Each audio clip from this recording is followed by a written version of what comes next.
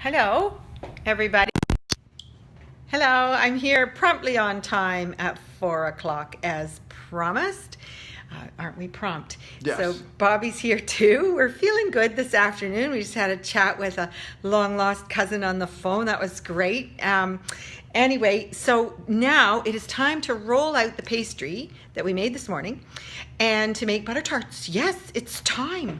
So giving the camera over to Bobby. You going around, Bobby? Mm-hmm. And we're going to get started. Okay.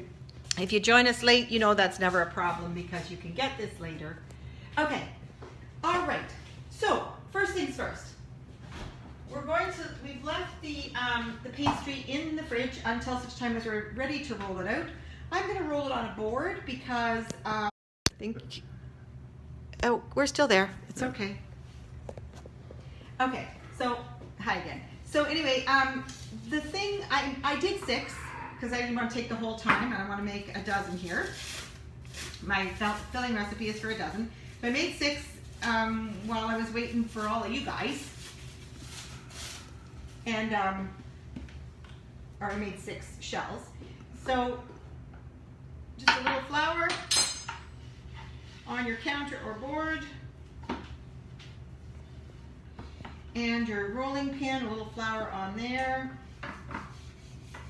So it doesn't stick. That's all that is.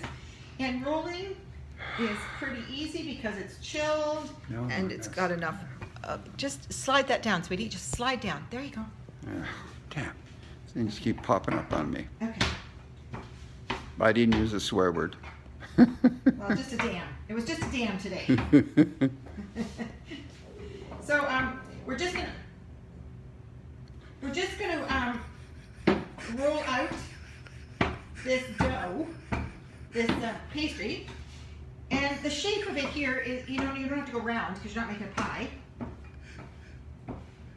So like that, and we do like a fairly thick crust for tarts. Some people like it thinner. That's up to you. And then see the cutter has to be bigger than the tart pan. This is a muffin tin. Tart tins, I have some tart tins, but I don't use them for butter tarts because you want a real cup because, you know, good filling. You want to hold lots of filling. Okay, so I'm going to cut out 6 here. The first rolling of pastry is always the best.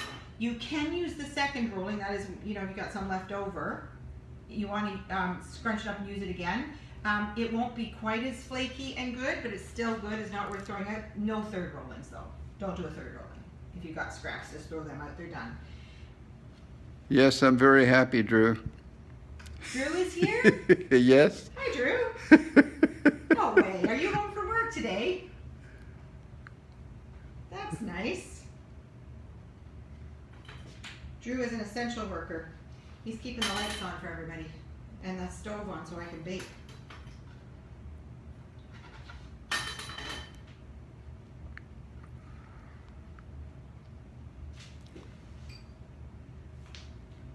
And, you know, they fold. You're not going to try to get rid of that. The folds are all part of it. They're really rustic looking. You don't want them all perfect like they come from the store.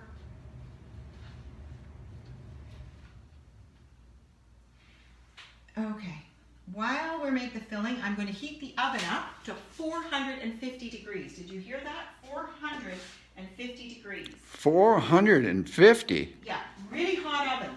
You start pastry in a very hot oven to get that puff I talked about earlier, and then you can, I'm going to use that, I've got another little bit that I'm going to re-roll afterwards to make some more, but not while we're making this video. So I've got this ready. Now, the filling. Okay, so the filling is a half a cup of syrup. It can be maple syrup, corn syrup, or golden syrup.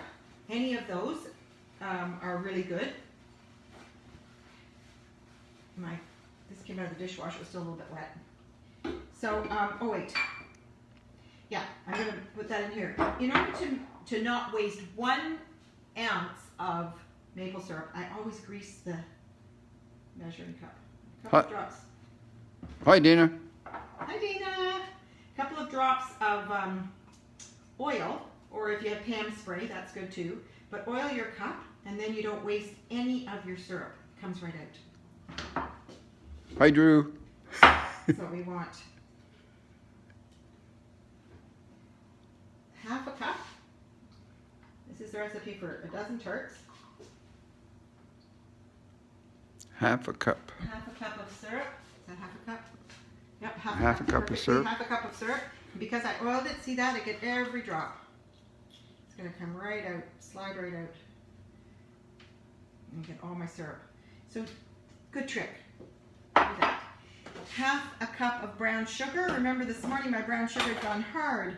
So I put a half an apple in there. Now it's nice and soft. I'm going to dig that apple out. And that's a treat for you later, Bob. Apple Okay. covered brown sugar. Ah, That's pretty good.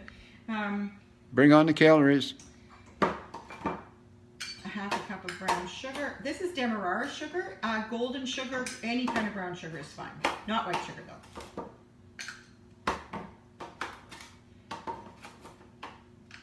Half a cup of sugar. We're going to do a quarter cup of melted butter. I'm just going to throw this in the microwave for 30 seconds to melt. And while that's happening, we're adding 1 egg, the whole thing, and a teaspoon of vanilla, But not the shell. not the shell. Bob's on fire today. I got a lot of sleep last night. A teaspoon or so of vinegar. I forgot to put that in your recipe, but you've got vinegar. Any vinegar will do, white vinegar, whatever. I've got white wine vinegar. A little bit of vinegar. And of course they're called butter tarts, so they have butter in them. Hi, Dana. There's Whoop. Blub, blub, butter. blub. Whisk that up. Again, I'm using my lovely bowl with the spout. If you don't have a bowl with a spout, just pour it into your measuring cup or something so that you can pour it into the tarts.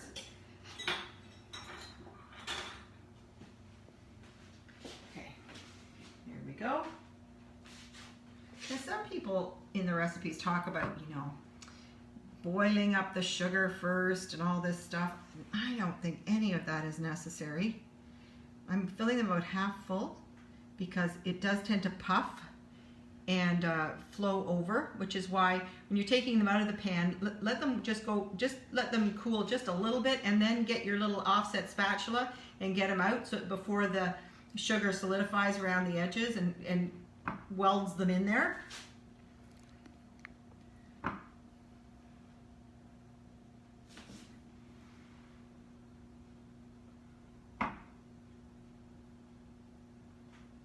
Okay, which one doesn't look so full?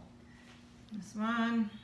That one, this one in the corner, I think could use It a is little the more. right amount for a dozen, so just spread it out evenly.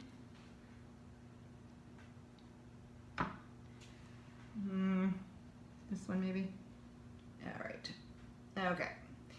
Now you get to put whatever you want in them. I just was reading this morning and I heard somebody else put the comment. Some people like whiskey in there. No thanks. In if you like it. You can put raisins in now. You can put chopped pecans. As I told you this morning, my mother put currants, as she said, dried currants. Bobby likes whole pecans, not chopped. So I always put some whole pecans in there. Whole pecans it is. I buy my pecans in bulk, like this. These are from President's Choice, but I also get them at Costco, and then I keep them in the freezer. Yeah. If you keep your nuts in the freezer, they'll last a lot longer, and they're cheaper to buy in bulk, but they'll last a lot longer. They don't get that rancid kind of, that kind of sharp flavor that sometimes you get with your nuts. That's because they're going a little bit rancid, the oil on the outside. So keep them in the freezer, and then you always have some, unless Bob goes in there and steals them and eats them all.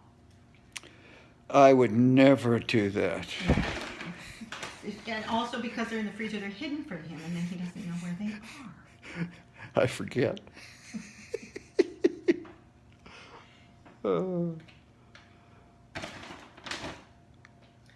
Dana's still in love with our mixing bowl. It's such a nice mixing bowl. Yeah. Well, you know, there's birthdays, there's Santa Claus, there's, you know, all kinds of My oven Valentine's is not up to Day. heat. I can't put yeah. these in yet. I'm going to wait. So I'll, if you want to look at me, I'll just tell everybody, you're going to pop them in the oven at 450 for about, I'm going to say 7 to 8 minutes. Turn it down to 350 and then let them cook another 20. Keep an eye on it. I'm not exactly sure. Gosh, I never write these things down. I just kind of know. But around 20 minutes. Watch for the edges to be getting sort of light brown. And if you're still not sure, just flake one off. See if it's flaky, right? That'll tell you that they're done. And these are going to puff up. And like I was saying, did I put out my offset spatula? It's such a little friend, your offset spatula. I thought I had it. This is such a good little tool. Sometimes I empty the dishwasher and things just don't end up where they're supposed to be.